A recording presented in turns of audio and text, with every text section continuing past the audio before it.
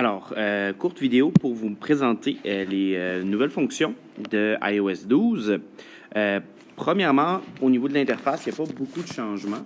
Seulement, le principal avec lequel moi j'ai eu un peu de difficulté, puis que je veux quand même faire plus spécifique, quand on double-clique, maintenant il y a seulement les applications qui apparaissent.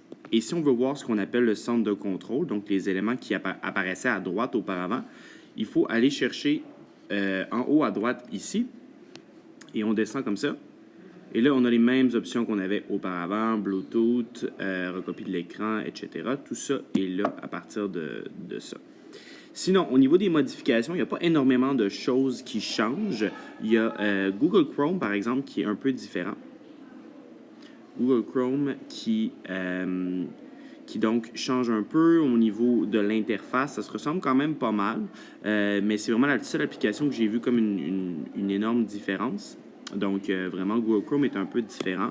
Sinon, dans les applications qu'on utilise normalement, Shobi est encore pas mal le même. C'est très semblable. J'ai fait les mises à jour et puis il n'y a pas de grosse différence. Donc, Shobi suit pas mal pareil. Si on regarde au niveau de PDF Expert, bon, on a eu une mise à jour qui a été faite aussi au niveau de PDF. Il n'y a pas d'énormes modifications non plus au niveau de PDF, à part celles qui ont été faites lors des dernières mises à jour. Donc, ça se ressemble quand même pas mal au niveau de tout ça. Vraiment, le gros changement, c'est ce que je vous ai montré tout à l'heure. Sinon, dans les réglages, il existe une nouvelle option qui est assez intéressante qui s'appelle « Temps d'écran », qui est juste ici. Et ça vous permet de voir quelles applications ont été utilisées et quand. Ça permet aussi, par exemple, un peu comme avec l'accès guidé, de placer un code. Donc, si, disons, je mets mon code et que là, ça peut me permettre d'aller autoriser ou de limiter certaines applications. Donc, comme ça. Là, je veux ajouter une limite. Et là, je pourrais mettre, par exemple, une limite sur mes réseaux sociaux. Et je dirais que je ne veux pas faire plus que 2 heures de réseaux sociaux par jour.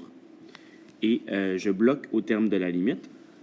Ça veut donc dire que si je me mets une limite de 2 heures, ça veut donc dire que si je passe plus de 2 heures sur mes réseaux sociaux, bien, le iPad va automatiquement le bloquer. Donc, je ne pourrai plus y retourner. Je peux aussi programmer des temps d'arrêt. Je peux donc autoriser des applications qui n'ont aucune limite de temps. Je peux aussi regarder au niveau du contenu et confidentialité, donc des restrictions que je peux aller mettre. Vraiment, ça, c'est une option très intéressante qui, je pense, va être bien utile pour les parents. Et sinon, en dehors de ça, ça se ressemble pas mal. Il y a quelques petites modifications. Entre autres, si vous utilisez Siri, ils ont ajouté quelque chose de très bien pour Siri. C'est que maintenant, on peut enregistrer des raccourcis. Donc, si par exemple, je veux consulter mes courriels ou je veux aller faire quelque chose de très spécifique, bien, je peux me créer des raccourcis vocaux. Et puis, bon, par exemple, si je veux dire réception PSNM, bien, je peux dire à Siri ou juste de l'école dans ce cas-ci. Et donc, ça veut donc dire que si, par exemple, j'utilise Siri,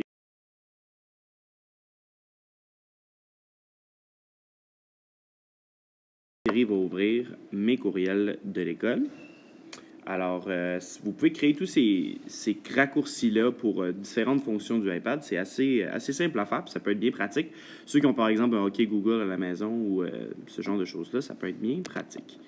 Et sinon, c'est pas mal ça au niveau du reste. Ça se ressemble pas mal. L'interface ne change pas énormément. Et je pense que ça va être une mise à jour qui devrait aider aussi au niveau de la rapidité. C'est quelque chose qui disent beaucoup que le iPad devient plus rapide. Moi, personnellement, j'ai vu une différence au niveau de l'ouverture des applications, de la caméra, entre autres. Donc, ça vaut la peine de l'explorer. Et puis, je vous souhaite une bonne exploration de iOS 12.